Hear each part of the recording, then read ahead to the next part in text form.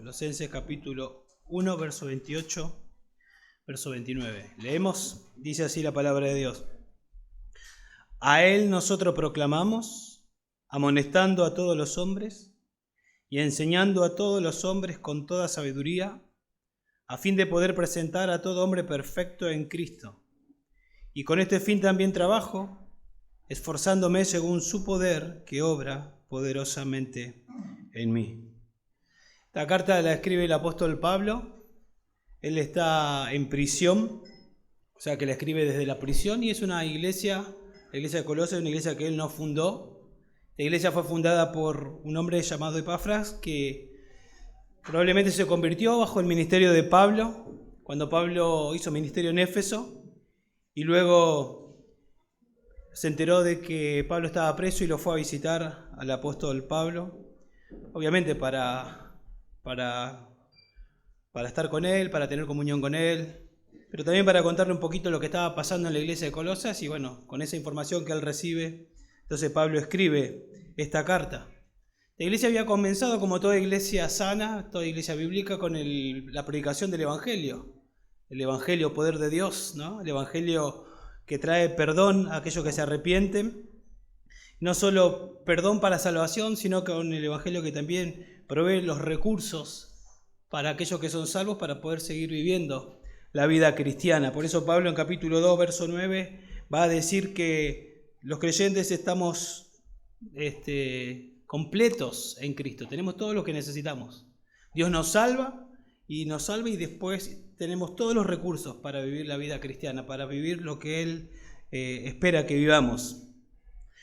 Pero como generalmente ocurre, al poco tiempo de comenzada la iglesia, y eso fue un poco el informe de Epafras a Pablo, los emisarios de Satanás llegaron a la iglesia.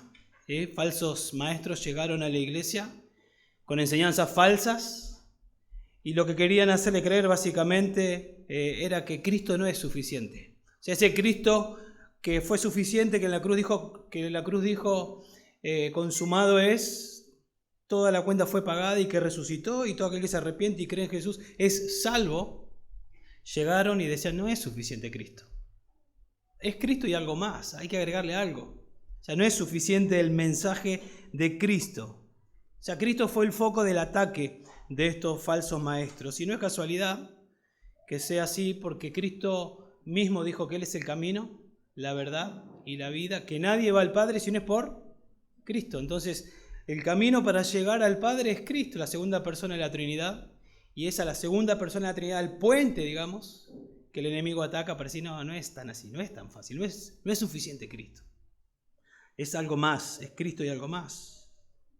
Bueno, hoy no es tan diferente. Si ustedes hablaron con, los testigos de Jehová, por ejemplo, te van a hablar de Jehová, pero cuando hablas de Jesús dicen, no es Dios, Jesús no es Dios, atacan a la persona a la segunda persona de la Trinidad. Los musulmanes creen en un Dios, obviamente no el Dios nuestro, pero ellos dicen que creen en un Dios, pero no creen en Jesús. O por lo menos no creen que Jesús está a la altura de Mahoma, para ellos. Y así cada una de las religiones. Pero tal vez lo más triste es que iglesias evangélicas no tienen a Cristo en el centro, ¿no? Iglesias con el nombre de que son iglesias evangélicas no tienen a Cristo en el centro, y tal vez en el centro está el apóstol fulano, el profeta o la profeta tal, y hablan de un mensaje poderoso que va a traer ese apóstol, ese profeta o esa profeta, y el centro es ese hombre, esa mujer, y no el mensaje.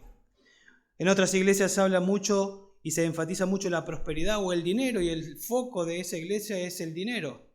No dice vengan y adoren al dinero, pero de manera implícita sí. Hablan de la prosperidad, y lo que están haciendo es que la gente venga y haciéndole creer que si vienen van a prosperar, y la gente va interesada en el Dios dinero, y Cristo no es el centro.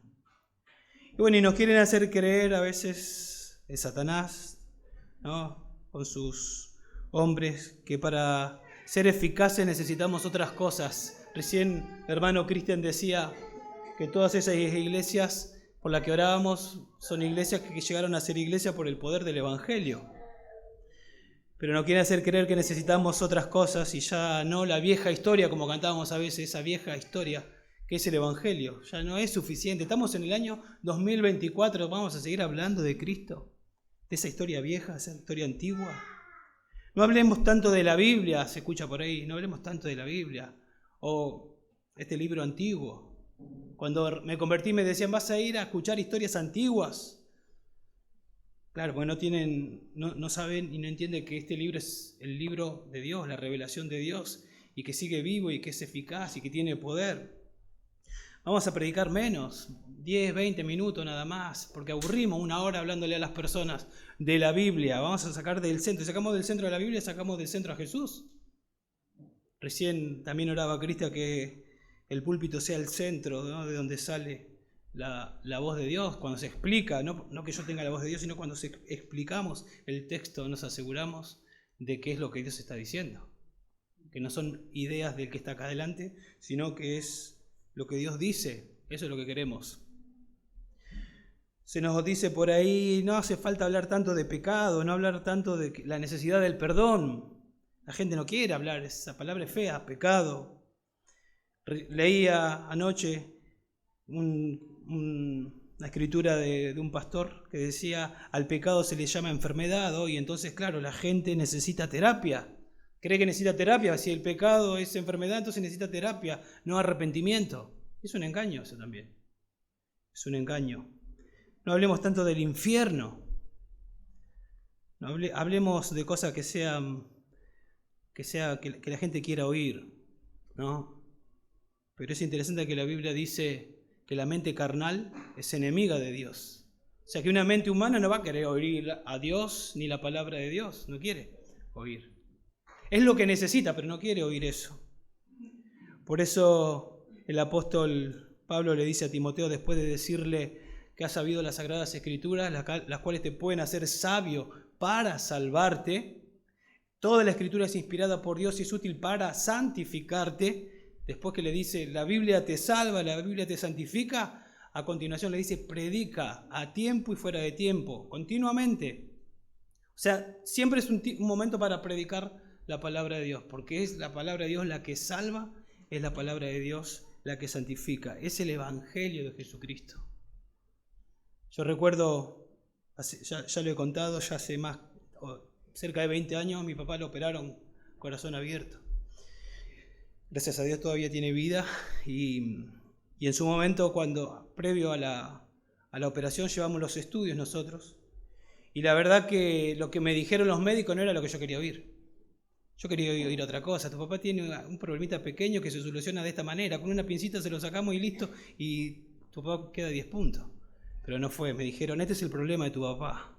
Yo no quería oír eso. Era tremendo el problema que tenía.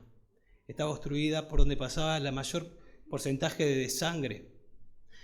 Ese es el problema que tiene. Y la solución es esto, corazón abierto, cirugía hay que hacer.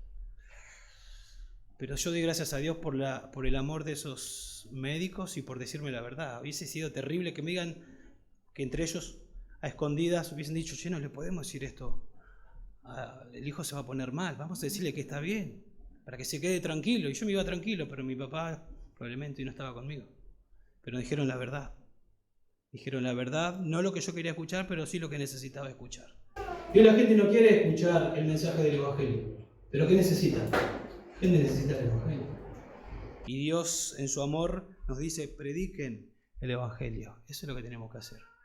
Tenemos que predicar la palabra de Dios, tenemos que predicar el Evangelio. En estos versículos vemos que Cristo debe ser central en todo ministerio en la iglesia. Todo ministerio que hagamos en la iglesia, Cristo debe ser central. Por repasar algunos, cada domingo acá Cristo debe ser central. En lo que cantamos, en lo que predicamos, en lo que oramos, Cristo debe ser central. En las reuniones caseras que vamos a comenzar en abril, Cristo debe ser central. El jueves comienza el CCB, Cristo debe ser central. Las mujeres se van a empezar a reunir leyendo un libro, Cristo debe ser central. Los hombres cuando nos reunamos, Cristo debe ser central. Reunión de matrimonios, vamos a pasarla bien, pero vamos a proclamar a Cristo. En el casamiento que tuvimos, que fue una bendición, Cristo fue central. Se les aconsejó, se dieron votos ellos, los chicos, diciendo te prometo que, en resumen, Cristo va a ser central en mi vida, dijo uno. Y el otro dijo, Cristo va a ser central en mi vida, también dijo ella. ¿Y qué necesitaban ellos? A Cristo. ¿Qué necesitaban los que estaban escuchando? A Cristo. Eso era lo que necesitaban escuchar. Cuando vamos a un velorio necesitamos hablar de Cristo, para consolar a los familiares y para decirle que ellos necesitan a Cristo para tener la seguridad de salvación. Entonces no importa mucho lo que hagan otros ministerios llamados evangélicos, lo que importa es qué dice Dios. Y Dios acá nos dice cómo se hace el ministerio. Dios nos dice qué es lo que hay que hacer, Dios nos dice cómo se hace. Y en resumen, Dios nos dice, Cristo debe ser central en todo ministerio. Cristo debe ser central en todo lo que se haga en la iglesia. Y eso vamos a ver. Vamos a ver 3 características de un ministerio cristocéntrico en estos 2 versículos. 3 características de un ministerio cristocéntrico. En primer lugar, la prioridad del ministerio es proclamar a Cristo. Esa es la primera característica que vemos acá en estos versículos. Un ministerio cristocéntrico tiene como prioridad proclamar a Cristo. Fíjense que dice así el verso 28.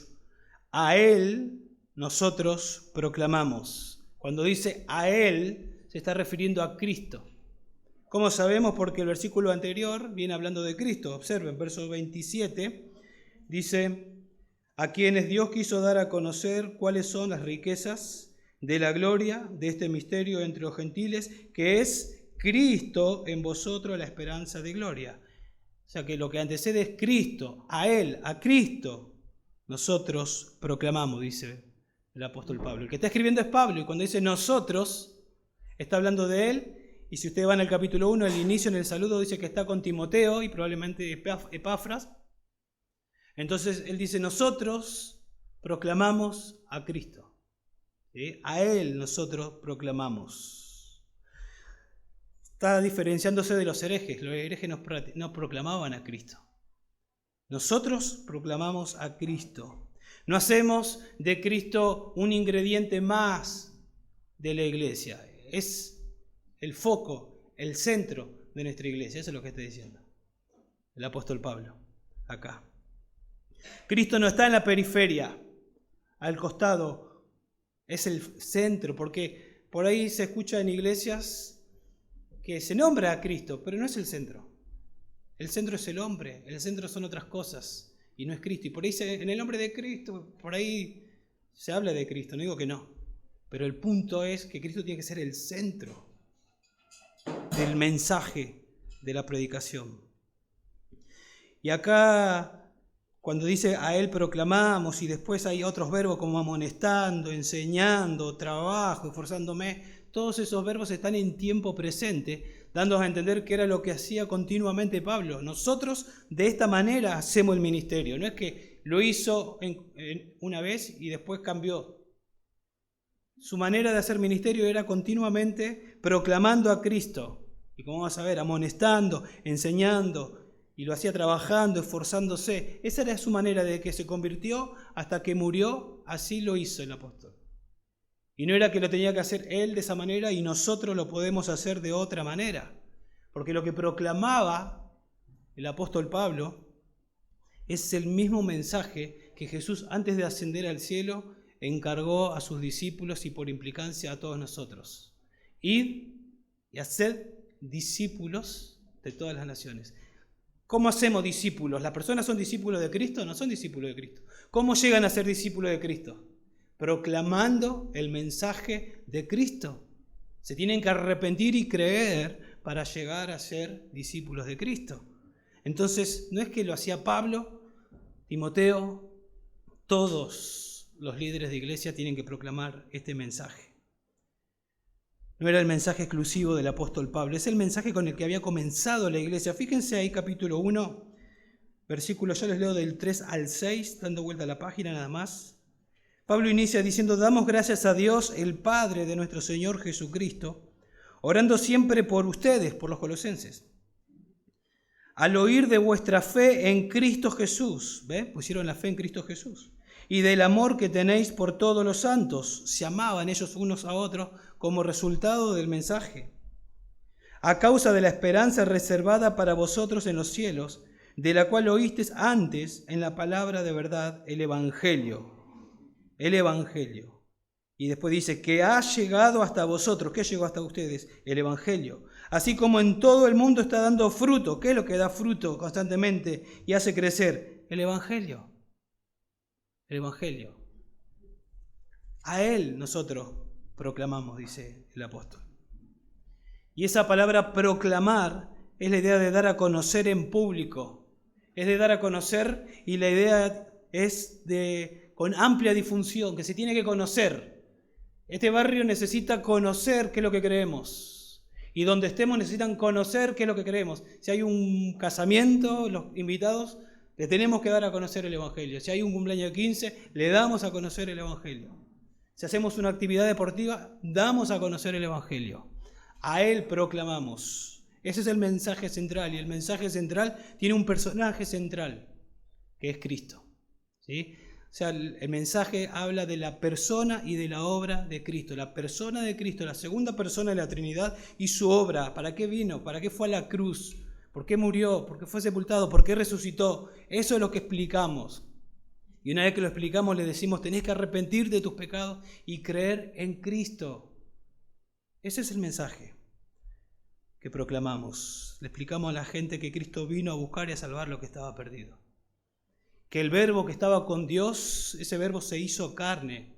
Por eso celebramos la Navidad. Nació un día un bebé, Jesús, 100% Dios, 100% hombre, para un día ir a la cruz, porque necesitamos un sustituto, alguien que muera en nuestro lugar, alguien perfecto. Ese perfecto es Dios haciéndose hombre para morir por los hombres. Eso es lo que proclamamos. Esta palabra o este verbo proclamar aparece en el libro de los Hechos unas 11 veces, y en las epístolas de Pablo unas 6 veces, y siempre está conectado con el Evangelio, con proclamar el Evangelio. Y esa proclamación, más que de ideas, habla de actos, de cosas reales, de algo que pasó, ¿sí? De una realidad, de hechos históricos. El Antiguo Testamento prometía que el Mesías venía, el Mesías vino, ¿sí? El Mesías vino y se cumplió, hizo lo que dijo que iba a hacer, morir en la cruz. Fue sepultado y resucitó, y cuando se fue, dijo, prediquen ese mensaje a la gente. Eso pasó, no es algo que alguien se imaginó, y eso pasó, hubo testigos, hay evidencias. Y la evidencia hoy somos los que hemos pasado de muerte a vida, ¿sí? El Señor nos ha salvado. Hay poder en el Evangelio. Esta palabra proclamar, como les decía, aparece muchas veces en el libro de los Hechos, ahí es donde comienza la iglesia. Y cuando usted lee el libro de los Hechos, comienza a expandirse el Evangelio, Jerusalén, Judea, Samaria, y termina en Roma, llega el Evangelio, Dios va salvando personas, se van fundando iglesias. ¿Y cómo ocurre eso? Por el poder de este mensaje. El apóstol dice, por ejemplo, en Hechos 15:36, después de algunos días, Pablo dijo a Bernabé, volvamos y visitamos a los hermanos en todas las ciudades donde hemos proclamado la palabra del Señor para ver cómo están. A cada ciudad donde iba, Pablo iba con el mismo mensaje. Volvamos a visitar a los hermanos. ¿Por qué? Porque se proclamó el Evangelio y ahora hay hermanos. Poder de Dios para salvación. Hechos 13:5, llegados a Salamina, proclamaban la palabra de Dios en la sinagoga. Iba a las sinagogas donde los judíos rechazaban a Cristo, no creían que era el Mesías. Iba a la sinagoga, Pablo le explicaba, le abría el Antiguo Testamento y le decía, ¿saben quién es este hombre? Cristo. Arrepiéntanse y crean.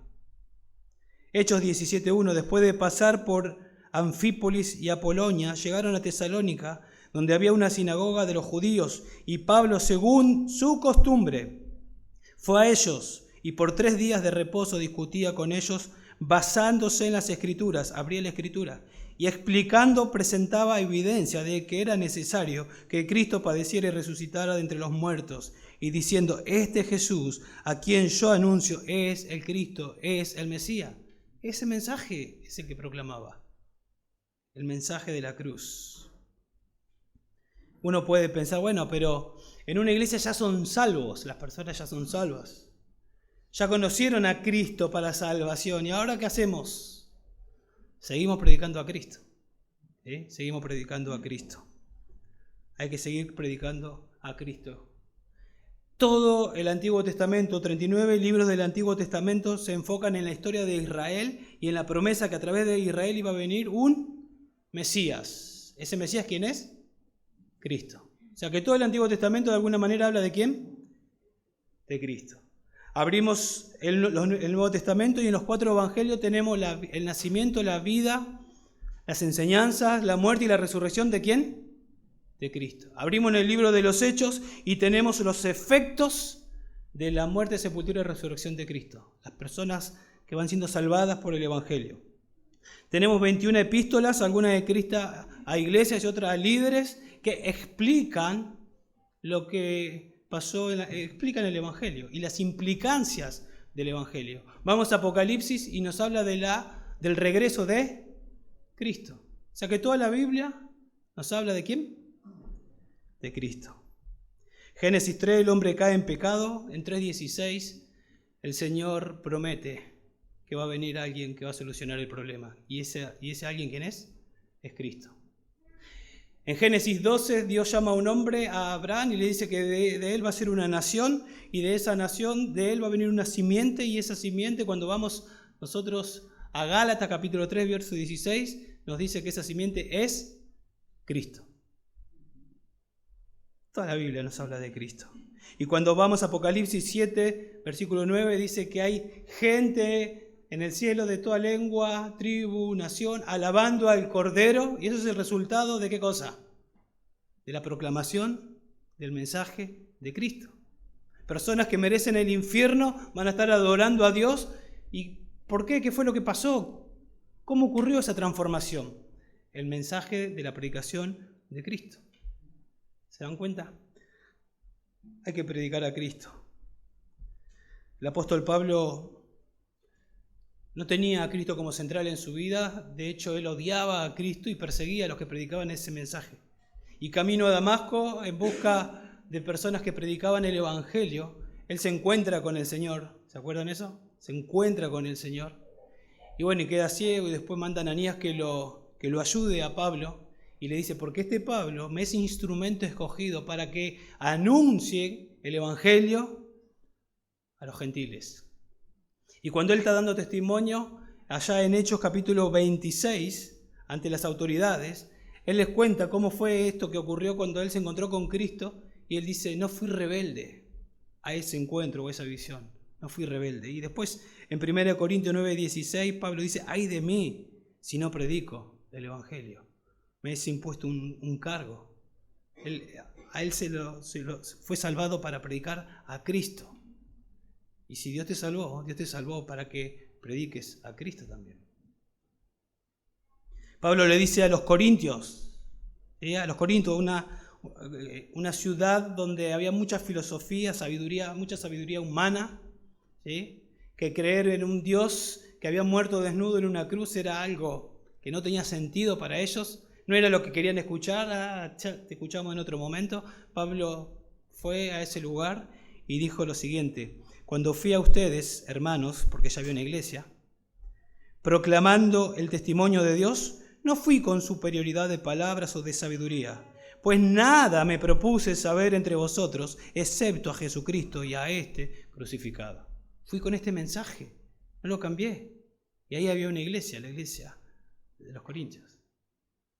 ¿Cómo surgió esa iglesia? Por la predicación del Evangelio. No había que inventar nada, no había que hacer nada raro.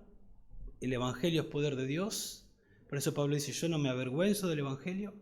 El Evangelio tiene la capacidad de tomar la mente de una persona, los pensamientos necios de una persona o de sabiduría humana y llevarlos cautivos al señorío de Cristo, hacer que esa persona venga a Cristo en arrepentimiento y fe. Eso lo hace la proclamación del Evangelio. Dios usa su palabra, no métodos humanos, no filosofía humana, el mensaje del Evangelio. Antes de ser salvo, Pablo buscaba la justificación o buscaba ser salvo aparte de Cristo. Pero una vez que se encontró con Cristo, él dijo estas palabras en Filipenses 3:7. Pero todo lo que para mí era ganancia, antes de conocer a Cristo, lo he estimado como pérdida por amor de Cristo.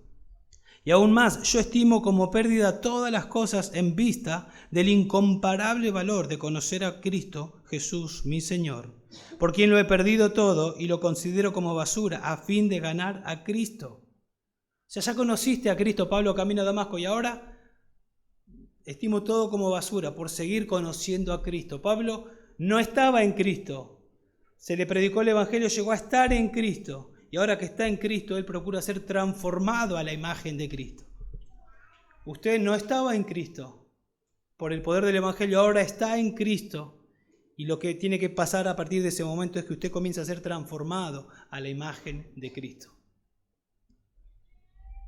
No que lo haya alcanzado o que haya llegado a ser perfecto, dice Pablo, sino que sigo adelante a fin de poder alcanzar aquello para lo cual también fui alcanzado por Cristo Jesús. Es el mensaje del Evangelio. Eso es lo que le tenemos que decir a la gente. Fíjense, por si queda alguna duda, qué es lo que hay que predicar. Fíjense capítulo 1, verso 15. Capítulo 1, verso 15. Pablo dice ahí, Él, hablando de Cristo, es la imagen del Dios invisible, el primogénito de toda creación. Está diciendo, Jesús es Dios, con esas palabras. Él es el creador. O sea, a la gente le tenemos que hablar de Jesús y decirle, el creador del universo. Él es antes de todas las cosas, el que no tiene principio y no tiene fin. Él es la cabeza de la iglesia.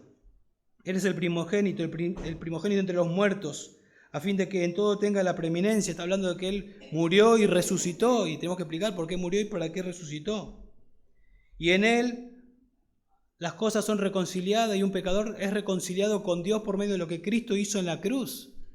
Entonces, el mensaje que proclamamos le tenemos que decir a la gente, yo te quiero hablar de Dios, de la segunda persona de la Trinidad, que vino a este mundo, que se hizo hombre sin dejar de ser Dios, para reconciliarte a vos con el Padre, porque vos sos un pecador, como yo, somos pecadores, y necesitamos un sustituto. La segunda persona de la Trinidad vino a este mundo para hacer posible tu reconciliación con el Padre. Pero tenés que arrepentirte de tus pecados y creer que Jesús los pagó todo, que Él está vivo, que Él resucitó. Eso es lo que le tenemos que decir. Y rogarle, arrepentite y cree en Jesús para salvación. ¿Sí? Entonces a Él, a Cristo proclamamos. Y fíjense, el pasaje nos sigue enseñando cómo podemos hacer esto de proclamar a Cristo. Fíjense que después dice el versículo 28, a Él nosotros proclamamos, y luego dice amonestando y enseñando. Esas dos palabras modifican a proclamar. Y nos están diciendo cómo hacemos esto de proclamar. Proclamamos de dos maneras, amonestando a todos los hombres y enseñando a todos los hombres.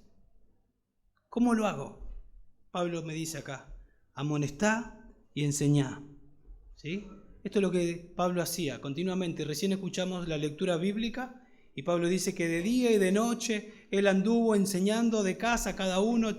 ¿Qué hacía Pablo? Amonestaba y enseñaba, amonestaba y enseñaba, amonestaba y enseñaba. ¿Qué tenemos que hacer? Amonestar y enseñar. La palabra amonestar ahí es poner en la mente. Es un principio bíblico. Pongo en tu mente un principio bíblico.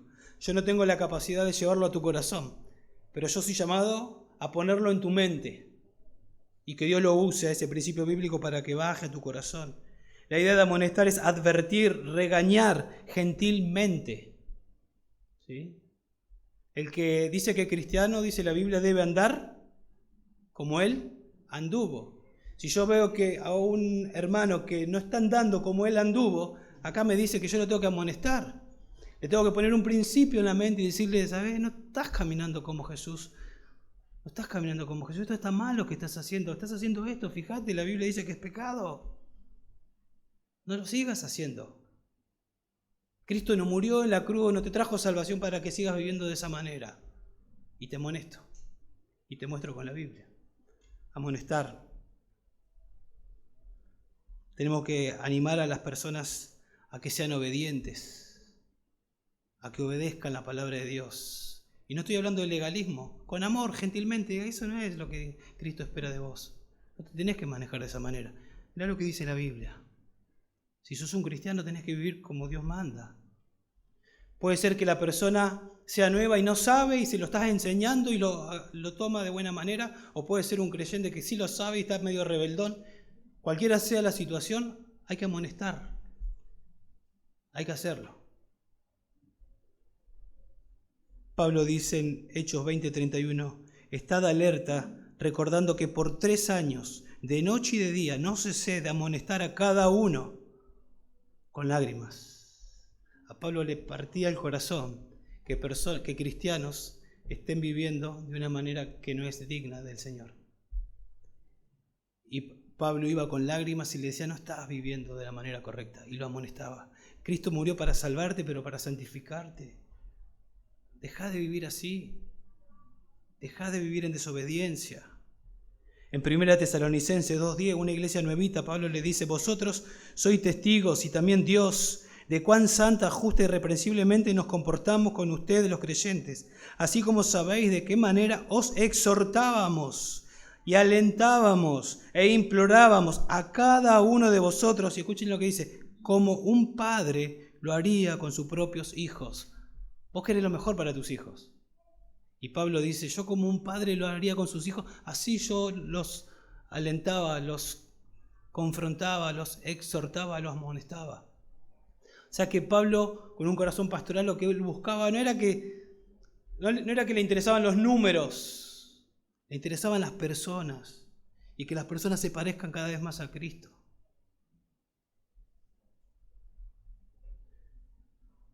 Entonces, proclamamos a Cristo. ¿Cómo lo hacemos? Amonestando, enseñando.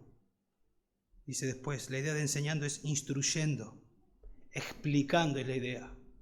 ¿Vieron la gran comisión otra vez? Id y haced discípulos de todas las naciones, bautizándolos en nombre del Padre, del Hijo y del Espíritu Santo, enseñándoles a guardar todas las cosas. Ese todas las cosas no tiene fin, porque todas las cosas que están acá. Yo estoy aprendiendo cada vez más cosas y nunca termino. Y siempre tengo algo para enseñar a mis hermanos, y usted también lo mismo. Y le estamos enseñando y explicando a nuestros hermanos lo que la Biblia dice. Y acá dice que esto es lo que tenemos que hacer, amonestar y enseñar. Y luego dice a todos los hombres, a todos los hombres. Y Pablo acá nos está enseñando que esto es lo que necesitan oír todas las personas. Si viene el presidente, necesita escuchar este mensaje. Si viene un rico, necesita escuchar este mensaje. Si viene un pobre, necesita escuchar este mensaje. El hombre y la mujer necesitan escuchar este mensaje. Todos necesitan escuchar este mensaje. Cuando habla de todo hombre, está hablando de los seres humanos. Hombre, mujer, todos, sin distinción, necesitan escuchar este mensaje. Y obviamente Pablo lo está diciendo porque los falsos maestros querían hacer creer, como a veces hacen creer en iglesias, que hay cierta sabiduría o ciertas partes de la Biblia que es solamente para algunos iluminados. Ya vas a llegar a ser como yo. Ya vas a tener esa revelación, todavía no llegaste. Pablo dice, este mensaje del Evangelio a todos los hombres, para todos, es el mismo. El de Cristo en la cruz, muriendo y resucitando al tercer día, arrepentite y creed, para todos los hombres, sin distinción. Y luego dice que hay que hacerlo con toda sabiduría. Y Pablo también usa esta palabra porque los falsos maestros decían que ellos tenían cierta sabiduría que solamente algunos iluminados llegaban a tener. No era para todo. Y Pablo en capítulo 2, verso 3 dice que todos los tesoros de la sabiduría están escondidos en una persona. ¿En quién? En Cristo. Si nosotros proclamamos a Cristo, estamos proclamando un mensaje sabio que se le ocurrió a Dios. Nada más. Y es un mensaje, cuando dice que le tenemos que hacer con toda sabiduría, obviamente tiene que ser con, la palabra ahí sabiduría habla de discernimiento práctico. Yo veo a mis hermanos y pienso, ¿qué es lo que necesita acá el hermano Matías? Y voy y lo amonesto y le enseño con sabiduría. Está mal lo que estás haciendo porque la Biblia está diciendo esto. Es esto lo que tenés que hacer. Sabiduría práctica para que deje de hacer, se arrepiente y se ponga a hacer lo que tiene que hacer. Para eso tengo que crecer en sabiduría. ¿Y quién me da sabiduría? La Biblia. Tenemos que estudiar la Biblia. Ahora usted puede estar sentado ahí y decir, bueno, pero Pablo dijo a él nosotros, y Pablo era un apóstol, Timoteo un enviado apostólico, un pastor, Epafra un pastor. Bueno, los pastores tienen que hacer eso. Fíjese que Colosenses 3:16. Está el mismo concepto. Colosenses 3:16. Dice así, que la palabra de Cristo habite, more en abundancia en vosotros. ¿Quiénes son vosotros? Los creyentes. Con toda sabiduría, ¿qué? Enseñándoos y amonestándoos las mismas dos cosas. Los pastores a todos, unos a otros. O sea que lo hace el pastor o los pastores y lo hace la congregación. Nos amonestamos, nos proclamamos a Cristo y nos amonestamos unos a otros y nos enseñamos unos a otros. ¿Sí? Con una actitud correcta, de humildad, con un interés genuino, de que queremos lo mejor para nuestros hermanos. De decirle, no está bien lo que estás haciendo. Deja de ver lo que estás viendo. Deja de ir a esos lugares que no está bueno que vayas a esos lugares. ¿Sí? Llamarle la atención. Lo tenemos que hacer. Lo tenemos que hacer. Es lo que Dios nos manda a que lo hagamos. Si Dios te permitió verlo, saberlo, entenderlo, orá y con valentía andá y obedece a Dios. No es fácil, yo sé que no es fácil ir a alguien y marcarle un pecado. ¿Quién sos vos para ir a marcarle pecado? Pablo lo hacía no porque era perfecto, iba con lágrimas, porque deseaba que ese hermano sea conformado a Cristo y ese pecado estaba haciendo lo contrario. Eso es lo que tenemos que hacer. Entonces un ministerio cristocéntrico tiene como prioridad proclamar a Cristo. Eso es lo que hay que hacer. No es tan difícil. ¿Sí? Eso es lo que tenemos que hacer, proclamar a Cristo, predicar a Cristo. La segunda característica de un ministerio cristocéntrico también podemos decir que es presentar a todo hombre perfecto en Cristo. O sea, el propósito de todo ministerio es presentar a todo hombre perfecto en Cristo. Fíjense cómo sigue el versículo. A Él nosotros proclamamos, ¿cómo lo hacemos? Amonestando a todo hombre y enseñando a todo hombre con toda sabiduría. Y luego dice, a fin de poder presentar a todo hombre perfecto en Cristo. Ese es el propósito. ¿Por qué proclamás a Cristo? Enseñás, amonestás y enseñás, Pablo. Porque yo tengo un propósito en mi mente, por eso lo hago. ¿Y cuál es tu propósito, Pablo? Presentar a todo hombre perfecto en Cristo. Todas estas personas que Dios en su soberanía me permite pastorear, yo quiero que Cristo sea formado en sus vidas. Y como va a decir después, me esfuerzo, trabajo, me mato para darle lo mejor, para que eso ocurra. Obviamente Pablo no era el Espíritu Santo, pero Pablo sabía qué era lo que usaba el Espíritu Santo. ¿Y qué es lo que usa el Espíritu Santo? Su palabra. Entonces les enseñaba la palabra.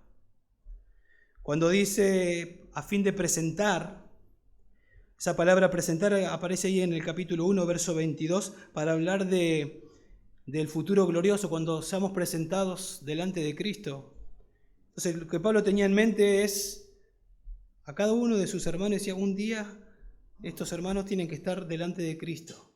Y yo, hasta que llegue ese momento, me propongo que estos hermanos sean perfeccionados, hasta que ese día sean perfeccionados completamente. Porque la palabra acá, perfectos, tiene dos significados, sin error, y él tiene significado de completo o maduro. Obviamente que nadie va a llegar de este lado de la gloria a estar sin errores, sin pecado. Pero sí, desde que somos salvos, iremos siendo transformados progresivamente, creciendo en santidad.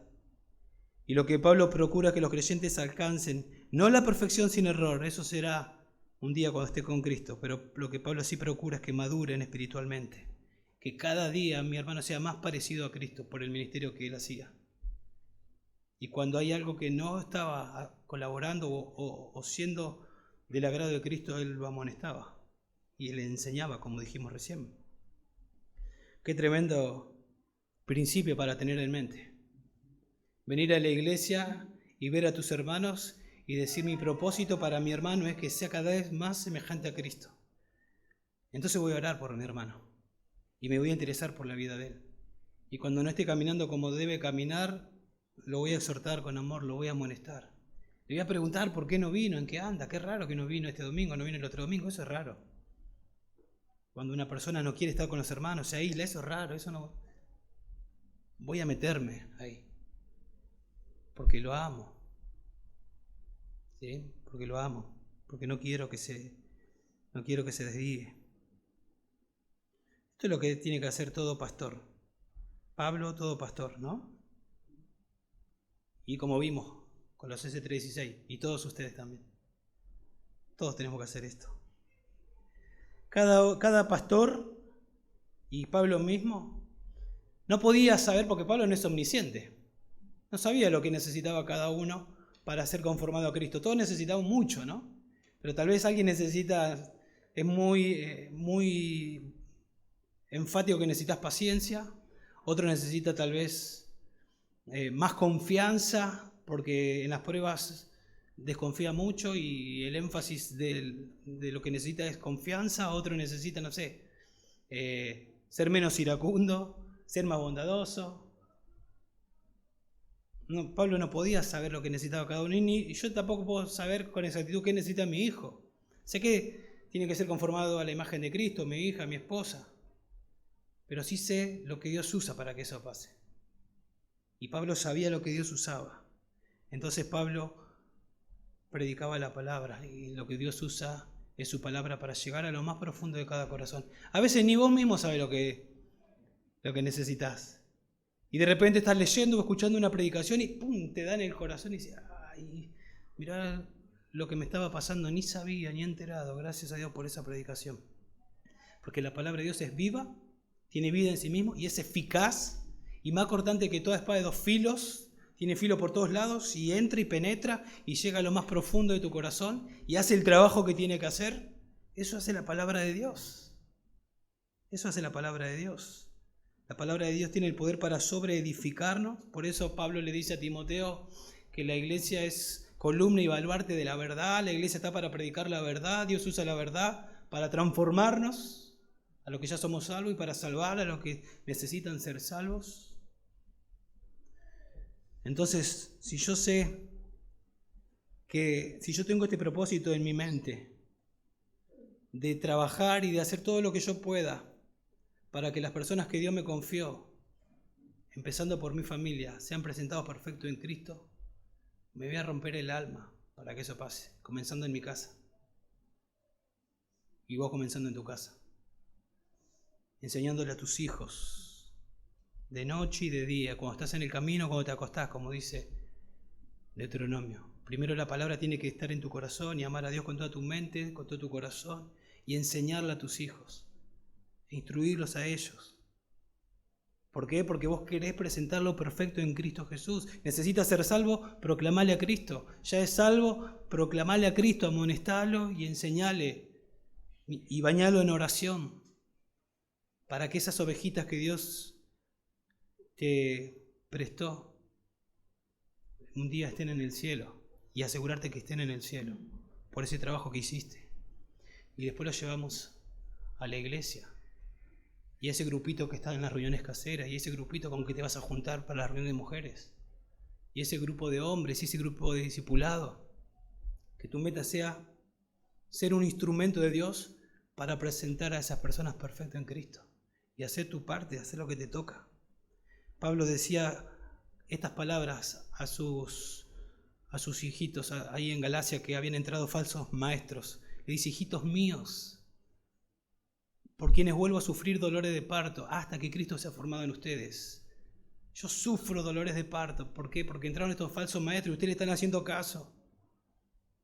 Y Pablo les vuelve a enseñar que la salvación hay a los Gálatas, que la salvación es por la fe, solamente por la fe, no por la fe más obras como estaban enseñando. Y le dolía, le partía el corazón y les amonestaba y les enseñaba y les explicaba.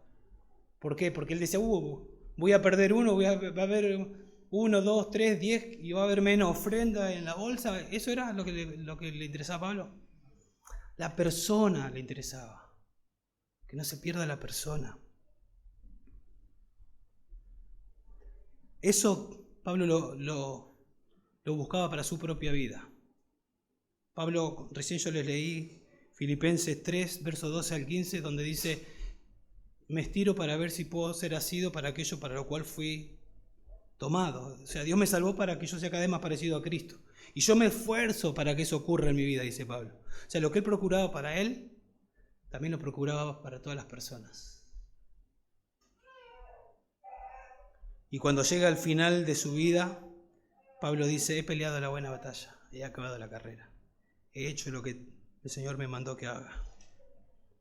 Un ministerio cristocéntrico, entonces, tiene como prioridad proclamar a Cristo, el mensaje de Cristo, el Evangelio. Tiene como propósito presentar a toda persona perfecta en Cristo. ¿Para qué hacemos lo que hacemos? Para que las personas sean salvadas, santificadas y crezcan espiritualmente. Y en tercer lugar, vemos el poder del ministerio cristocéntrico. El poder para hacer esto que Pablo acaba de enseñar no venía de Pablo. El poder para hacer lo que Pablo hacía provenía de Cristo. Fíjense cómo dice verso 29. Y con este fin, ¿sí? Con este fin, ¿cuál fin? El de presentar perfecto a todo hombre. Con este fin también trabajo, dice Pablo, esforzándome según su poder, que obra poderosamente en mí. O sea, ese trabajo tremendo que Pablo hacía, lo hacía según el poder de Dios que actuaba poderosamente en él. Cuando él dice, con este fin también trabajo, esa palabra trabajar tiene la idea de un trabajo arduo, de un trabajo cansador, de fatiga extrema. En palabras que nosotros, en una frase que nosotros podemos entender, se rompía el alma. Se rompía el alma, Pablo. Y otra vez, como les dije, está en tiempo presente. Esa era continuamente así hacía el ministerio Pablo. Se rompía el alma para presentar perfecto, para ser un instrumento, para que sus ovejas un día estén en el cielo, para asegurarse que hay fruto en la vida de las personas. Y dice que para esto trabajo, y luego dice esforzándome. La idea de esa palabra esforzándome era una palabra que se usaba en las competencias, era una palabra que se usaba también en el ejército, para hablar de ejercicios militares y atléticos, para describir la concentración de las personas. Se esforzaban y se concentraban, se disciplinaban y se esforzaban de manera tremenda con un objetivo: ganar. Entonces Pablo tiene un propósito: presentar a las personas perfectas en Cristo Jesús. ¿Cómo lo hacía? Se rompía el alma, para eso trabajaba, se esforzaba, estaba concentrado, se disciplinaba y se esforzaba para conseguir eso en la vida de las personas. Podemos decir que el esfuerzo agónico de Pablo incluía concentración para presentar perfecto a todo hombre. ¿Cómo lo hacía Pablo? Me rompo el alma. Hago todo como si dependiera de mí. Pero en realidad yo sé que es el poder de Dios actuando en mí. No era que Pablo se quedaba en la cama y Pablo, ¿te levantaste a hacer el ministerio?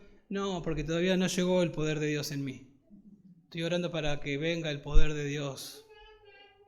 Pablo se levantaba y se esforzaba y comenzaba a hacer lo que tenía que hacer, sabiendo que cuando él hacía eso, de una manera que no entendemos, el poder de Dios actuaba en él y lo impulsaba para hacer su trabajo. Eso es lo que dice acá: según su poder que obra poderosamente en mí. Todo lo puedo en Cristo que me fortalece, dice Pablo. En 1 Corintios 15:10 Pablo dice que él trabajó más que todos los apóstoles, pero no yo, sino la gracia de Dios en mí. Cuando vos veías a Pablo esforzándose, discipulando, fundando iglesia, ¡qué hombre esforzado! Pablo te iba a decir, ¿sabes qué? La gracia de Dios en mí. La gracia de Dios en mí. Por eso Pablo le dice a Timoteo ya en su segundo encarcelamiento, sabe que va a morir y le pasa la posta a Timoteo y le dice: Timoteo, esfuérzate. ¿Quién se tenía que esforzar? Timoteo, pero dice: esfuérzate en la gracia que es en Cristo Jesús. O sea, hacé todo como si dependiera de vos, Timoteo, sabiendo que la gracia de Dios te va a impulsar para que lo puedas hacer.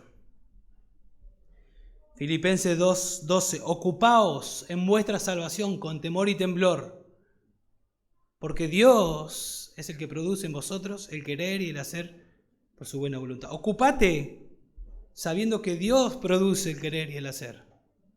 Hay que hacerlo por fe. Hay que hacerlo por fe. Entonces, esforzate en enseñar a tus hijos, en evangelizar, en discipular. Esforzate en evangelizar a tus vecinos. Esforzate enfocado en ser un instrumento para que otros crean en Cristo. Esforzate en ser un instrumento en tu esposo o en tu esposa. Esforzate sabiendo que Dios te va a dar la fuerza para que lo puedas hacer. ¿Saben qué va a pasar si cada uno de nosotros nos esforzamos? Como dice acá, hacer lo que tenemos que hacer. ¿Saben qué va a pasar? Lo que dice el versículo. Vamos a experimentar el poder de Dios en nosotros. Vamos a experimentar el poder de Dios en nosotros. Dios obrará a través de nosotros y en nosotros. Y eso será evidente. Entonces trabajemos y esforcémonos, sabiendo que el poder de Dios, el Espíritu Santo, la tercera persona en la Trinidad, el Omnipotente, está en nosotros para ayudarnos a hacer la tarea.